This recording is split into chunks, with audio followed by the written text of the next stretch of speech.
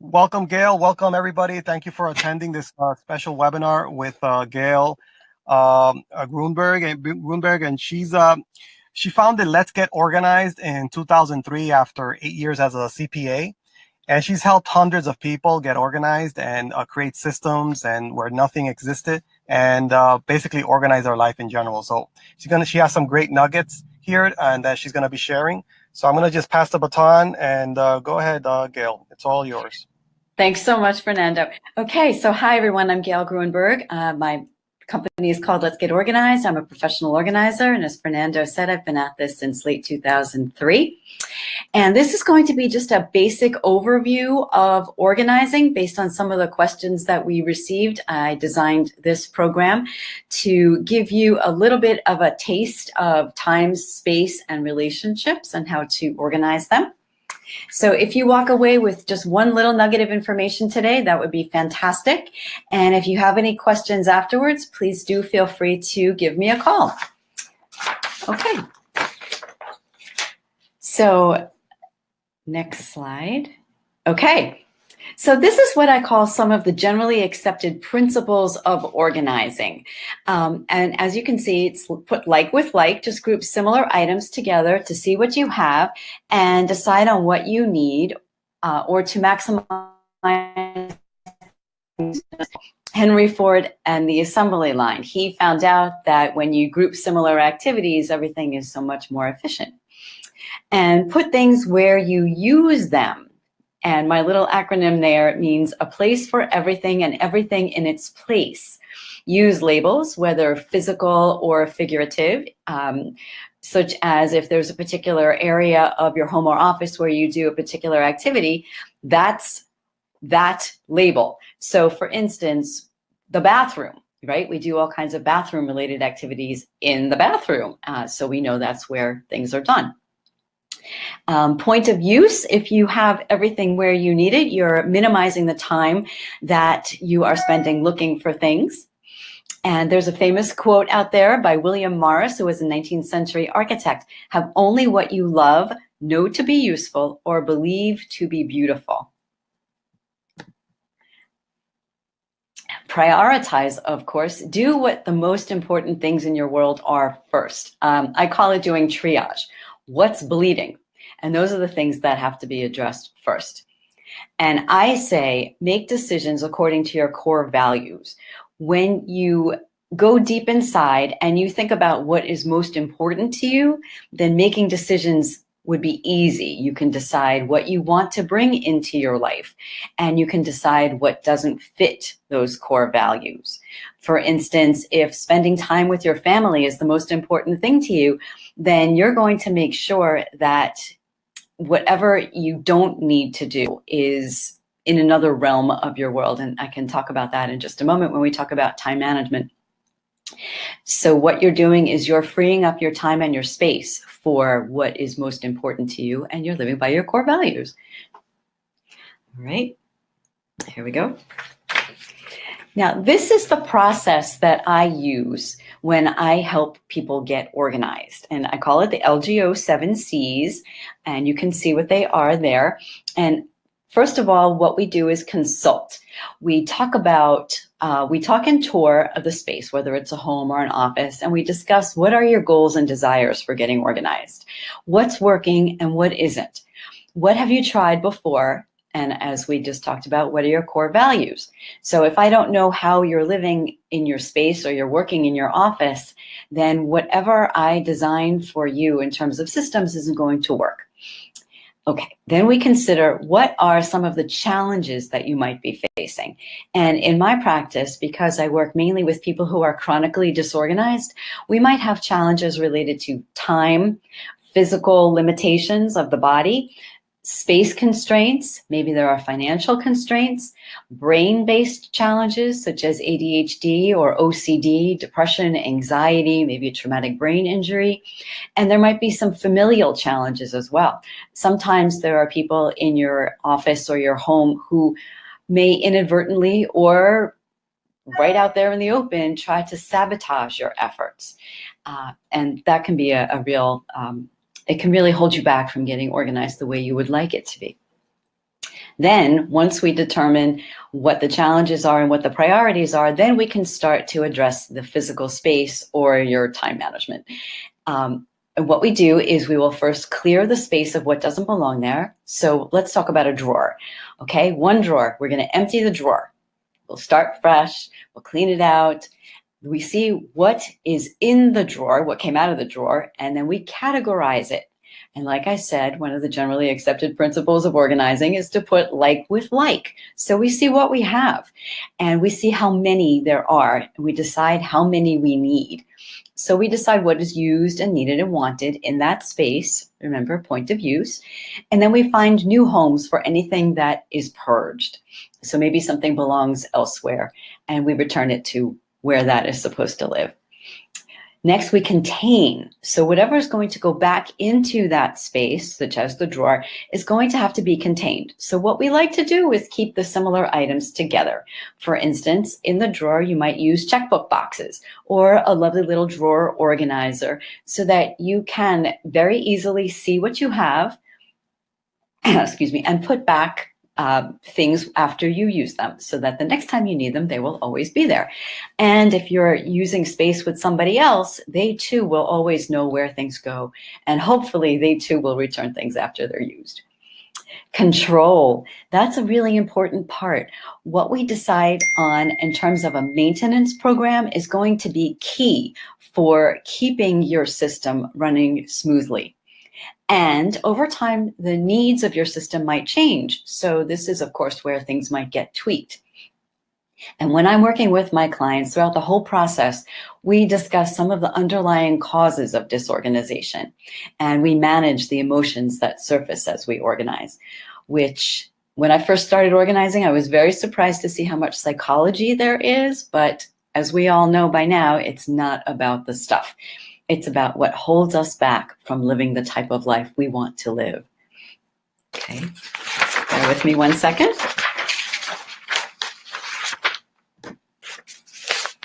So one of the questions that we had when we were putting together requests for information from our audience in putting the program together was, what are you most challenged by? And one of the answers we got was time. And when I work with people, people will tell me, we all say, you know, oh, I don't have time for that, or I know what I have to do, I just don't have the time to do it. Well, I say, yes, we do. All we have is time. We just choose how we spend it. And I would like to indicate that some people think of time in unique ways. Each of us might think of it in a different way. Some people like to see time as a big whole, and some people like to chunk it down to minutes. So I would say use the appropriate tool that will show you and give you the sense for how you manage time so that you can manage your tasks and your activities within that framework. Now, it doesn't matter if you use an electronic system or a paper system, the right tool for you is the one that you'll use. And one of the techniques I like best is color coding. I personally have several calendars, as I'll show you in just a moment. And I assign a color to all of my tasks and to all of the people in my household. So I'll show you that in just a second. What I also suggest is blocking off your time. Record everything, such as standing appointments, meetings, vacations, changes in schedule. If you have appointments, allow for drive time, prep time, debrief time afterwards. And one of the generally accepted principles of organizing is to prioritize. So we'll prioritize our tasks in our calendars. And I want to address managing interruptions.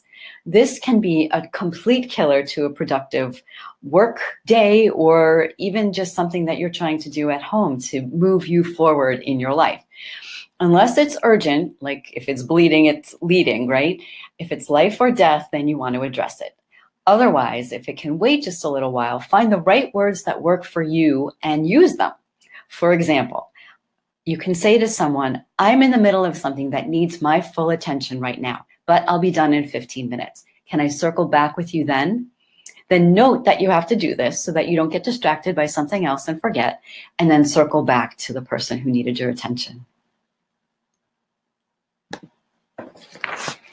Now, I hope you can see this. It's a little bit small, but I wanted to give you an idea of how it might look to look at time in a bigger picture. Now, as I said, some people like to see the macro view, and you can see that in here, I have color-coded some tasks. Okay, and I use this system. This is called the planner pad, and we'll see another view in just a moment. But to also be completely transparent, I as well have a very large wall calendar in the office that is facing my desk so that I can see the entire year at a glance, even without my glasses on.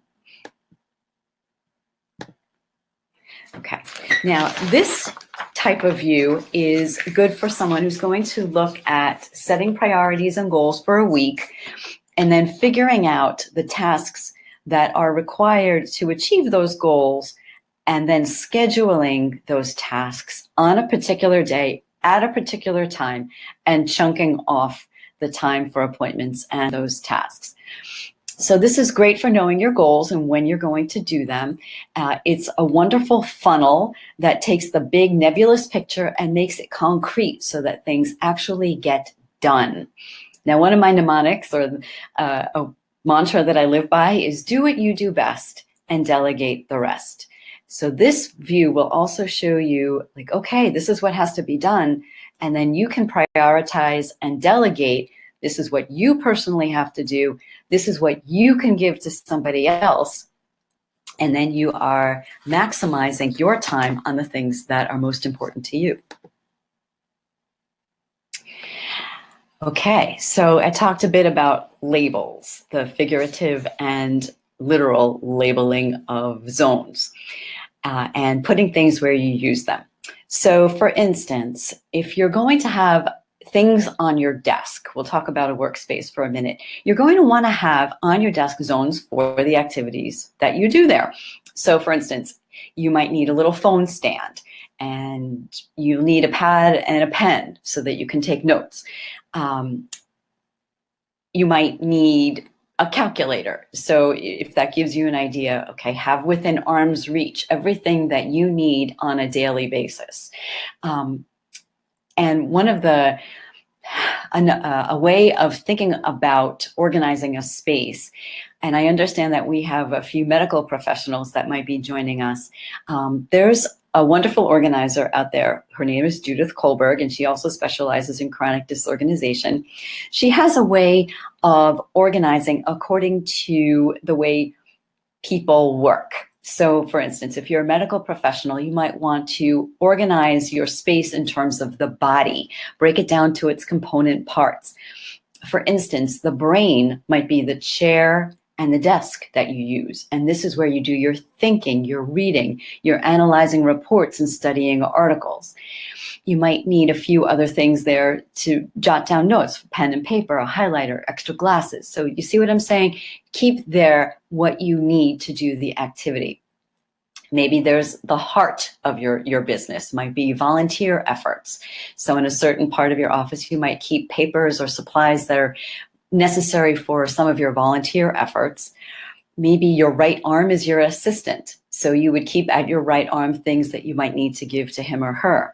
And I'd like to talk a moment about hidden spaces, because sometimes an extra pair of eyes, such as a professional organizer or a buddy, will see underutilized spaces, particularly in a home, often in a kitchen or the back of a door in an office, inside the cabinets, the walls, go vertical. These are underutilized spaces that can be used for storage if need be, or for, like I said, keeping a calendar on the wall so you can have in front of you exactly what you need when you need it.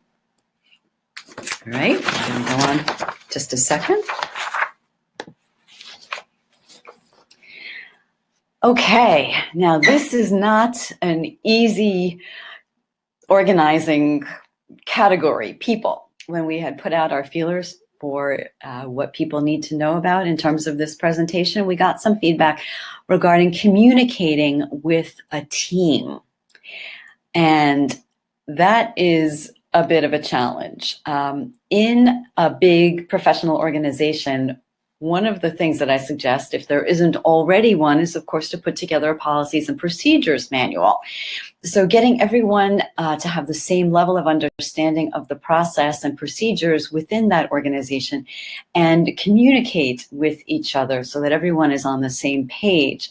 At least you have it documented, and you can always refer back to this procedure manual so that there's really no question as to how things are done in your particular office or organization.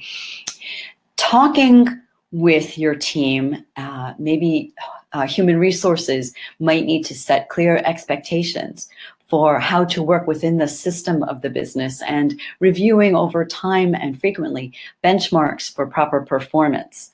And as I said, review the P&P every now and then and make sure that everyone is still in compliance, especially if there are HIPAA rules. You want to make sure that you are protecting each individual on the team and the organization as a whole. Smaller projects within a bigger project or within a bigger organization might need a team leader. So if there is that one responsible person for the project, making sure that all of the members of the team are giving feedback to that manager, and the manager is conducting very short daily check-ins, no more than 10 minutes, to keep the project on track. So that the leader can, of course, keep the project moving and productive. Then he or she, of course, can make course corrections and figure out what other information or guidance might be needed for keeping the team in the loop and getting the project done. We also got quite a bit of feedback on paper organizing, and this is one of the things that people will call a professional organizer all the time to address. This is just a fun little comic that I cut out once, and I would like to acknowledge that, of course, this is Family Circus, drawn by Bill Kane. I can't imagine a better example of what we walk into sometimes when we walk into an office or a home and people are inundated with paper. This is some of the advice that I give to clients. One of the best ways to manage paper is to address it every day. Start with what comes in today, do the triage, address what there is, pay the bills, open the envelopes, decide who, for instance, in a home, sort it out by person. Put magazines that each person receives in his or her room or on his or her desk. But essentially, the task is to bring it in, sort it out, act on it right away, and then it doesn't become quite so much of a chore. Now, I did say start with today, and what you're going to want to do is work backwards. So often people will say, you know, I haven't done XYZ organizing for years. I have papers piled up all over my house, all over my office. I don't know where to start. And this would be the answer. Start today and then move backwards. Address pile by pile, paper by paper if need be. And I will say that, yes, paper is very time consuming.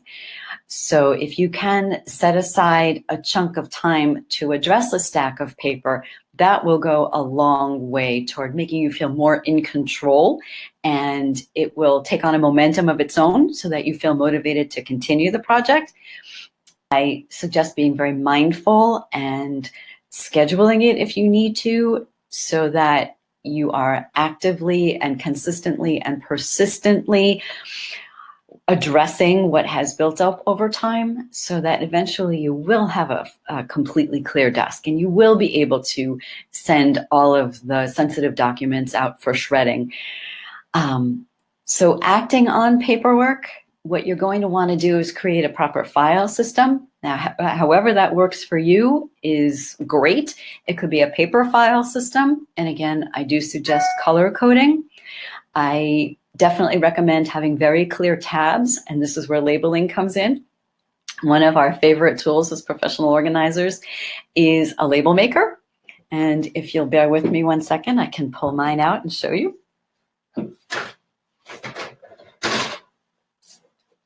This is a Brother P-Touch. It's an older model. I've had this since I started my business 15 years ago, but it's tried and true. It's a workhorse, and it fascinates all of my clients when I pull out a label maker on site and they hear it churning and they say, "What's that?"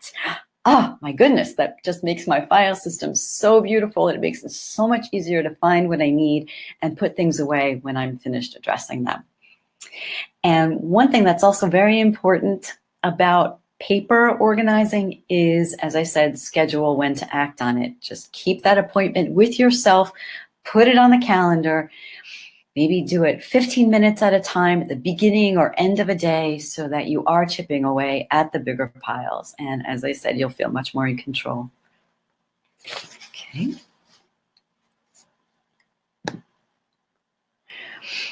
This is just one example of the feedback that we got. People had asked, oh gosh, I have all of this insurance stuff. How do I file it away? And this is just an example of how to do exactly what I just described.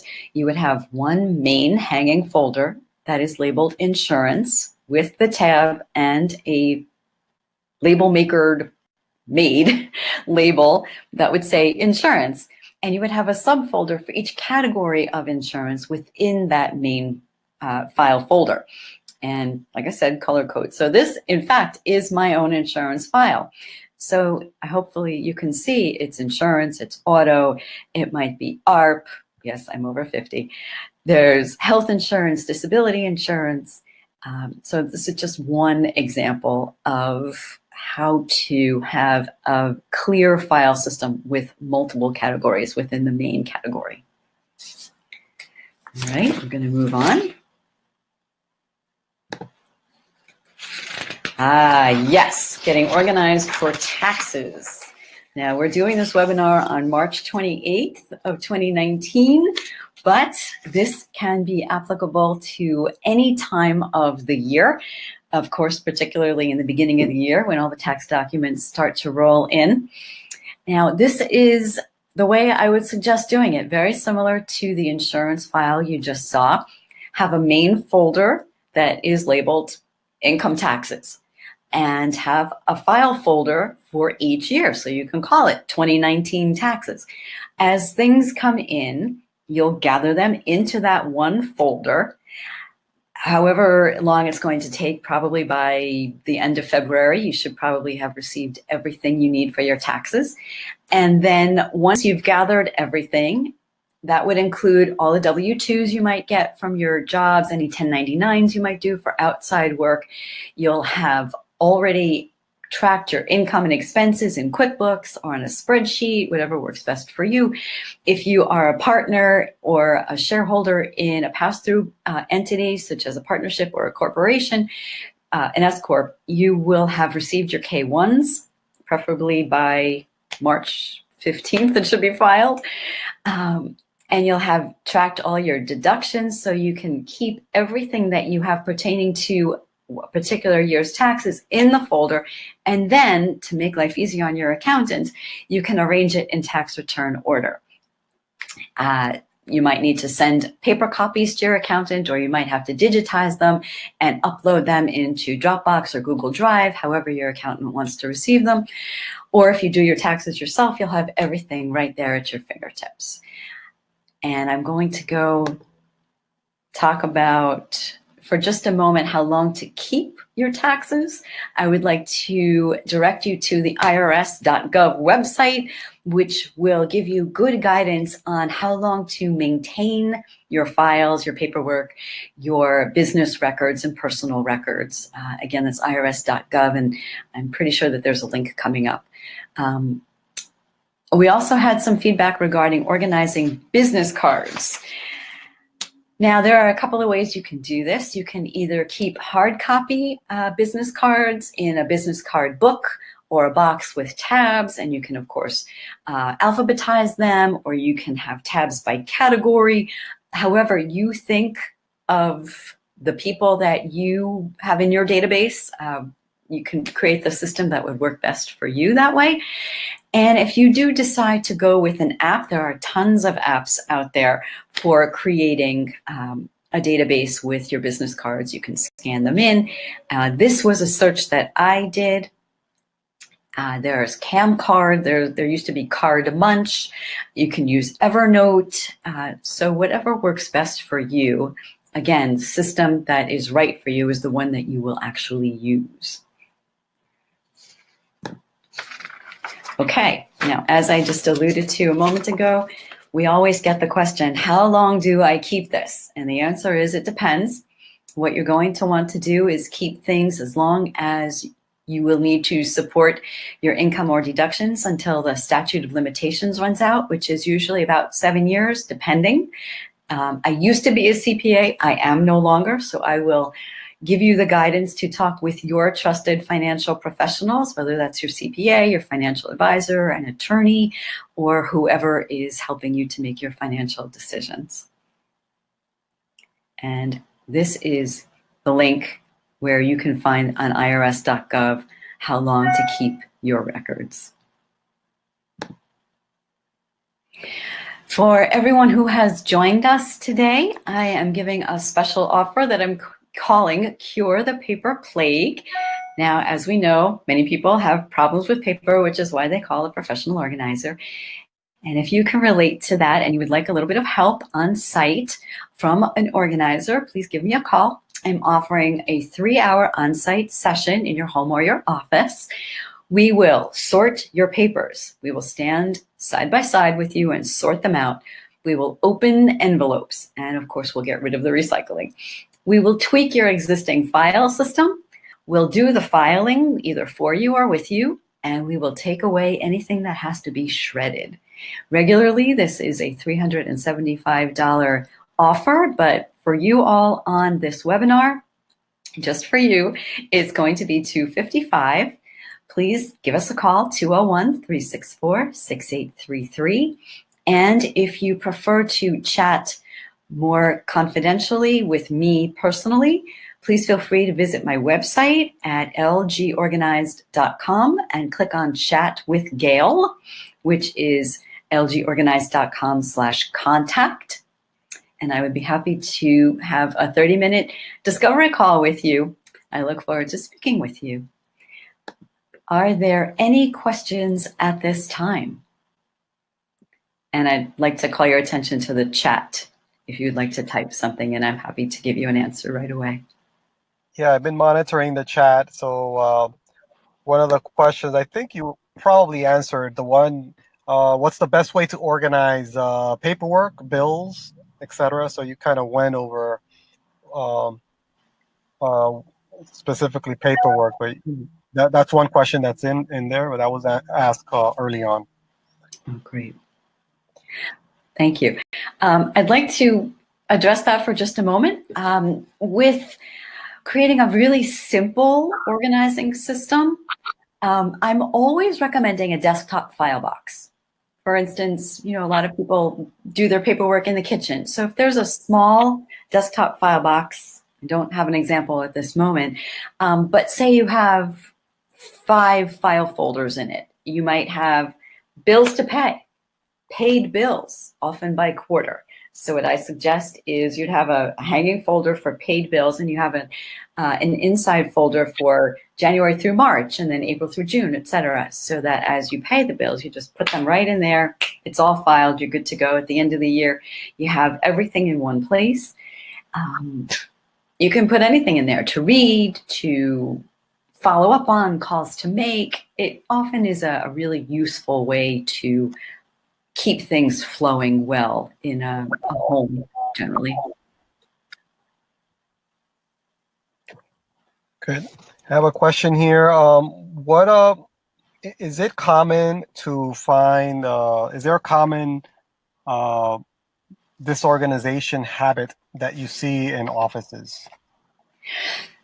Ooh, a common disorganization habit. I would call it procrastination. Sometimes office organizing or organizing doesn't necessarily make it to the top of people's priority lists. And they think, oh gosh, it's just so boring. I'm going to do it later. And then things pile up. And when things pile up, we can't find what we need. And then we get really frustrated. And then we start searching through things like this, and then we create even more of a mess. So if it's possible to stay mindful of when things are done and to stay on top of them, as we said, start with today and work backwards, that goes a long way toward keeping and maintaining the systems. Okay, good. I have one good question here. Is any particular tip for a company that has a lot of teleworkers and trying to stay organized when nobody's in a physical office space? Well, that's a really good question. I don't necessarily have personal experience with such a scenario, but what I have found in my own business is we use an app that's called T-Sheets, and it tends to keep everyone honest and on task and on track, so that I, as the manager, I can see who's where, who's on site with XYZ client, what they're doing, and it's a really good way to monitor. I'm also very much a fan of a quick check-in meeting, a Zoom meeting, a quick conference call, just to keep everyone on track and to know the status of projects. That's great. That's great. Okay, that's all the questions that I have here. Thank you very much, Fernando, for getting everyone together this afternoon. I think we've had a very productive call.